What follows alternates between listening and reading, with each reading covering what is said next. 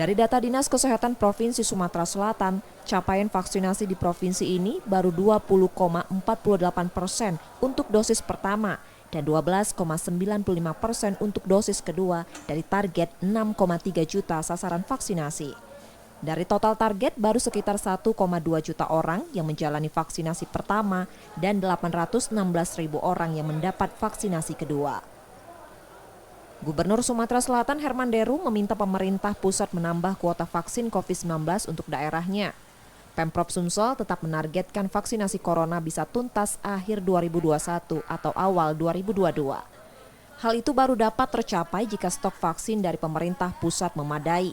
Gubernur meminta 1,5 juta dosis per bulan atau 150.000 vial untuk provinsinya.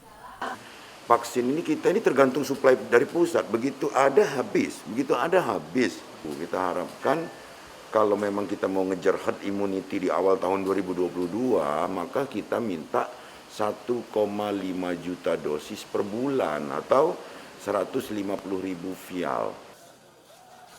Saat ini dosis vaksin yang diterima Sumsel baru mencapai 400.000 dosis per bulan. Padahal Sumatera Selatan memastikan kemampuan Vaskes dan SDM vaksinasi dalam jumlah besar. Saat ini sudah ada 456 Vaskes pelayan vaksinasi dengan tenaga vaksinator sebanyak 3.300 orang.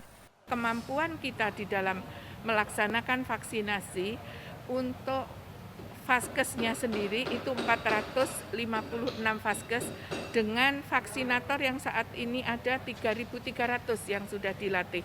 Jadi di sini kemampuan kita sebetulnya sangat cukup. Hanya vaksin yang saat ini juga masih tetap terbatas walaupun sudah meningkat.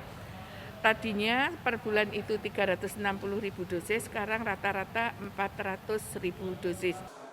Seiring meningkatnya kesadaran warga, semakin banyak masyarakat yang mendaftarkan diri untuk divaksin.